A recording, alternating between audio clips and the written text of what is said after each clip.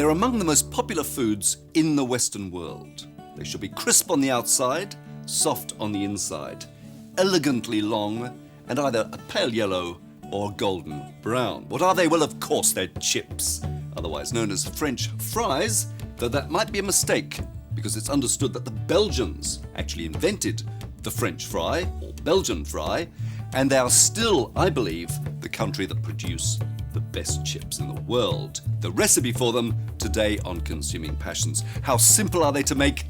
Really, very simple indeed. The process, of course, begins with the potato.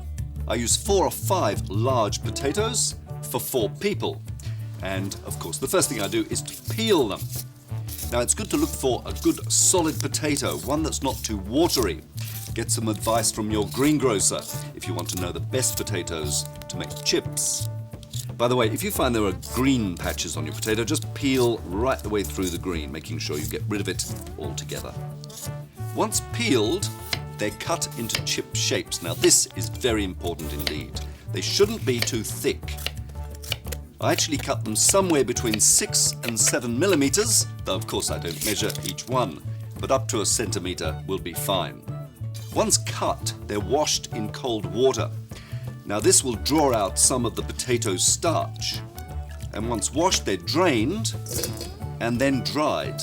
Now, drying can either be done in one of those fancy salad spinners, or you could use a tea towel. Simply wrap the chips up and give them a bit of a spin.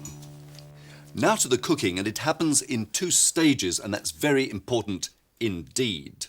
Oil is used, and I prefer a canola or a peanut oil, one that's low in saturated fat. It's brought up to a temperature of about 160 degrees C. It's a good idea to put in a few chips at a time. If you put in too many and there's too much moisture, then there's the danger that the oil will come creeping up the saucepan, and you don't want that. If you do think that there's a likelihood that this might boil over, the best way to deal with it is to put in a little more cold oil to bring the temperature back down again. They're allowed to cook until they are just soft, not starting to brown. Then they're taken out and drained well. The cooking in this first stage should take about 10 minutes.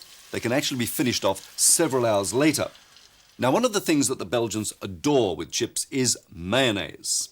And I know it's rather rich, but it's a beautiful addition, especially if you make the mayonnaise yourself. And this is so simple to do as well. 1 egg yolk, a little salt and pepper, a teaspoon of Dijon mustard, some lemon juice, just a squeeze. I like to add some vinegar as well, a little white vinegar. And then I very slowly add oil, a drip at a time to start with, and I prefer a vegetable oil for this to give a terrific flavour. Macadamia oil is very good. Now, as it starts to thicken, I simply add more of the oil and finish off with just a teaspoon or 2 of hot water. It'll make the mayonnaise beautifully white, fluffy. And there it is.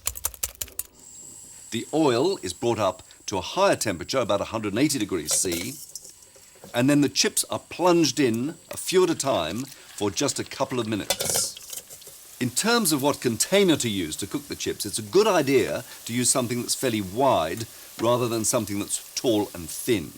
Once they're the colour you like, they're drained and put on paper towel and served immediately.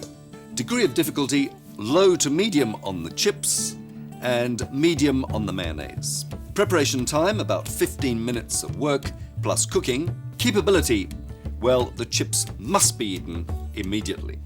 So there they are, the Consuming Passions version of Belgian fries. Twice cooked and absolutely delicious. In Belgium, you might have these with perhaps mussels or a grilled steak, but certainly because they're quite rich, a big green salad is appropriate. A wine choice, I think not. Possibly, as the Belgians would do, a very good beer.